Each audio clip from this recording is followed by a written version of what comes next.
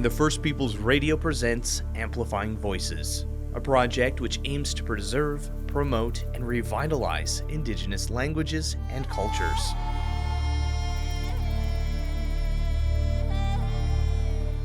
Cameron Adams is Ininiw-Anishinaabe and French-Canadian with Scottish and English ancestry from Gimli, Manitoba, and Treaty from Berens River, situated in Treaty 5 territory.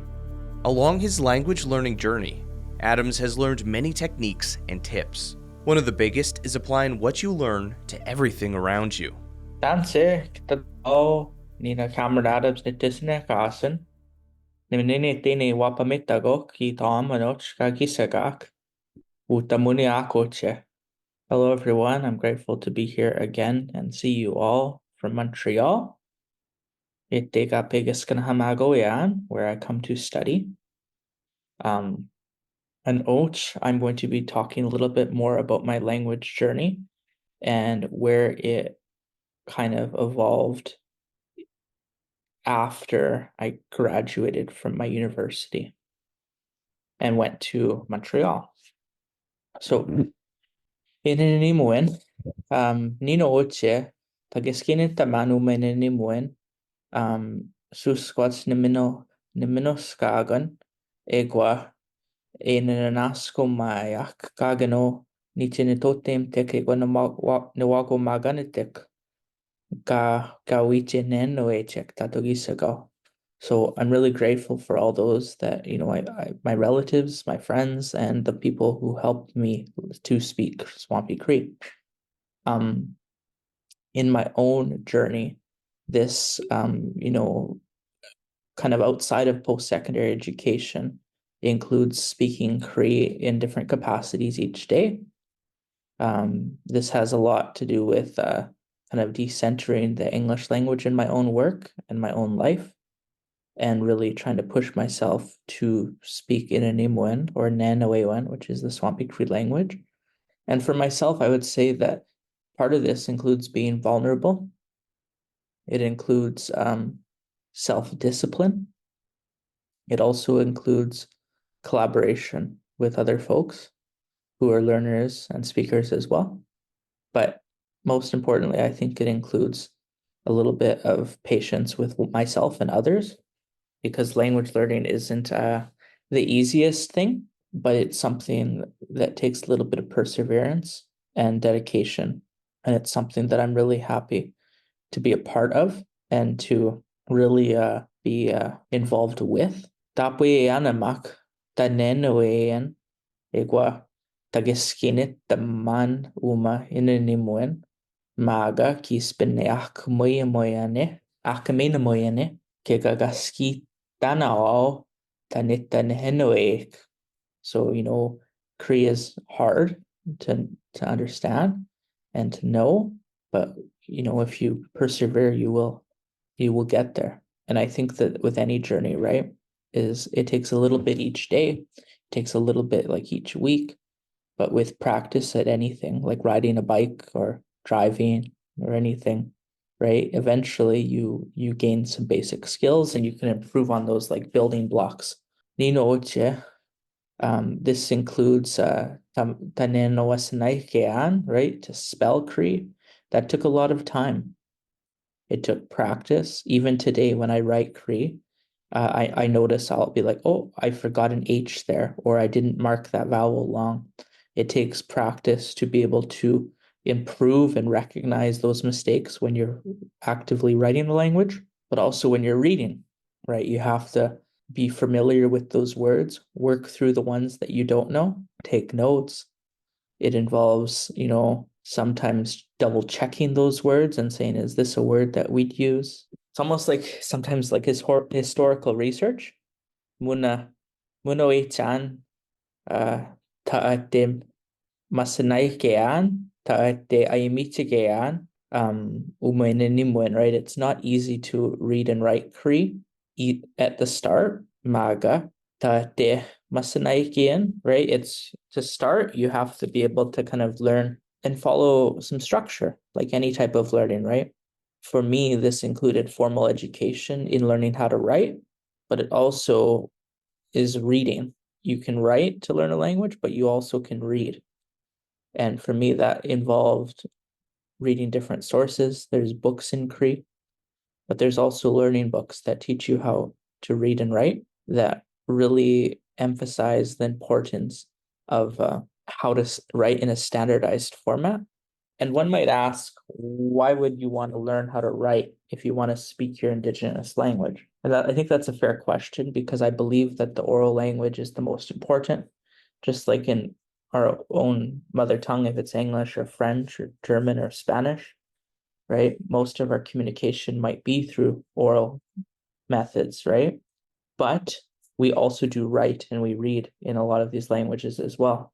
And in Indigenous language documentation, tamasanaikean, to read and write is just as important nowadays to be close to the language when we might not have a speaker around us every day. So literacy is almost like the rope that connects us between our journeys with speakers, so that when we actually see a speaker, we'll have a better vocabulary, right? Because these materials that are out there can uplift our own independent learning journeys, but it also allows us to access different means of communication. So tamasanaikean, to write, means that I can communicate in my Indigenous language without speaking with somebody in a conversation. So tapaskuts, he's Ininiw-Anishinaabe, right? If I'd like to speak my language, mikwaganasanaikanik on Facebook, you know, iwiayamitayan nitayumuin. I will read and I'll also write my language, tamasinahaman nitayumuin. And I think what that allows is people to see my language, but also to engage in the language learning process.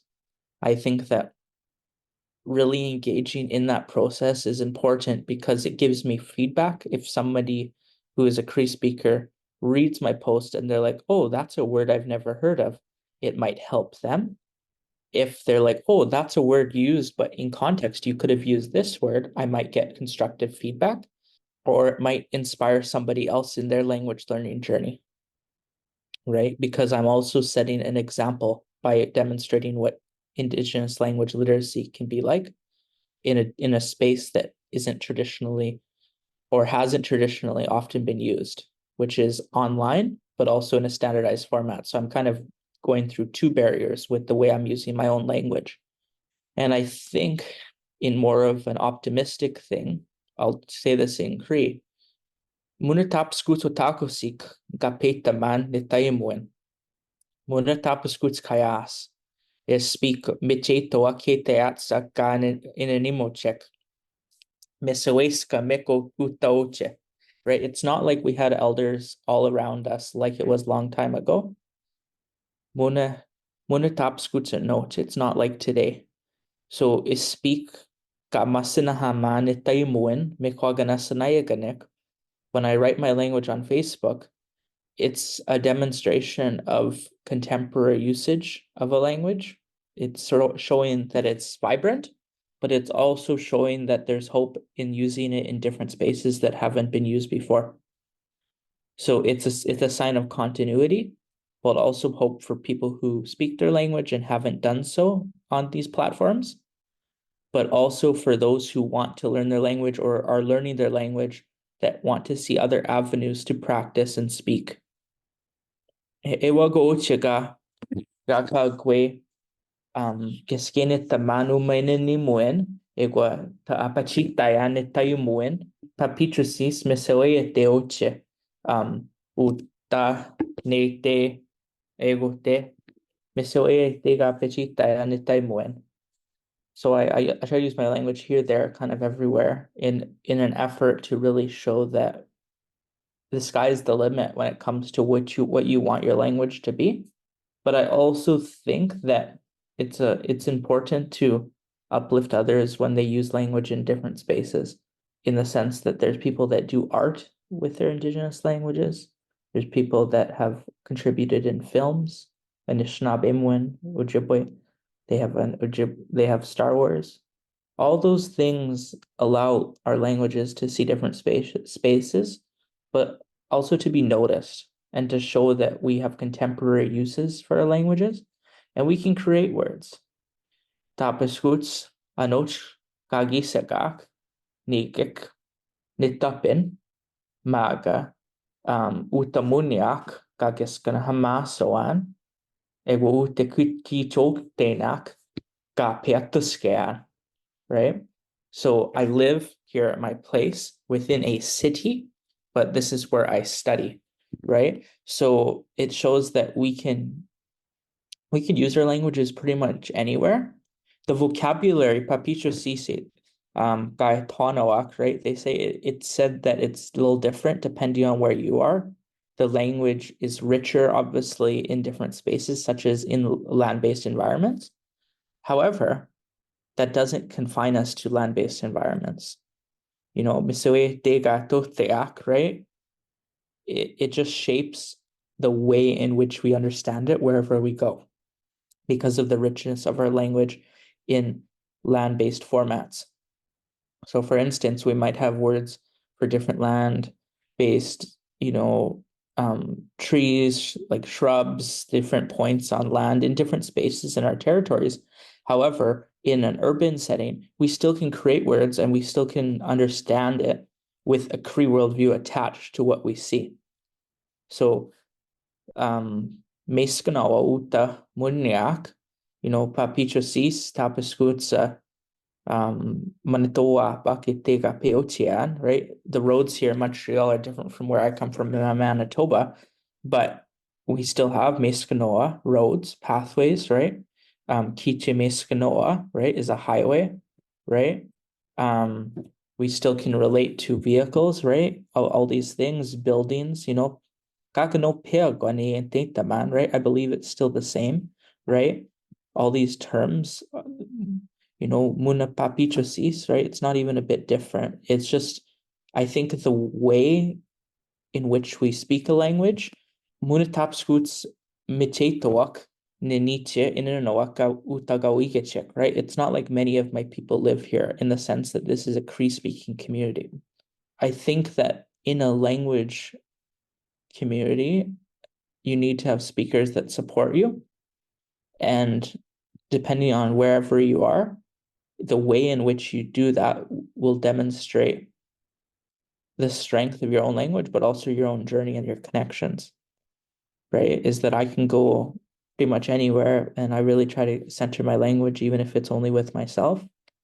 But what that allows me to do is it allows me to speak, but also be confident in who I am, wherever I go. Ego seitagwe gawi achamasto goyak kinoa sitcha nochkagisagak susquats ninaskuman tageskinit the manumainimwen tatugisagao. I'd like to say that I'm grateful to understand and to know my language. I'm not a proficient speaker in Ininiw.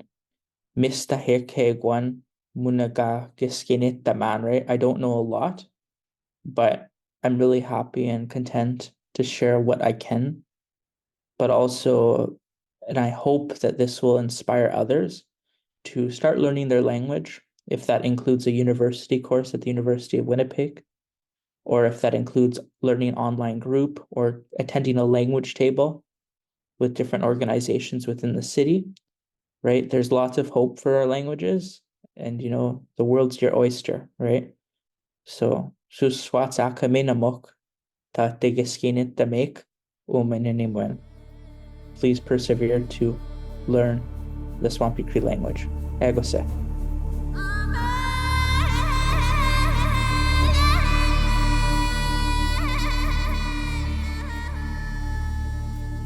Amplifying Voices was developed in collaboration with over 60 Indigenous language keepers, experts, broadcasters, and academics, and is guided by an Indigenous advisory group comprising broadcasters, language experts, elders, and authors. The project is produced by Multicultural and the First Peoples Radio, and funded through the Radio Fund of Canada.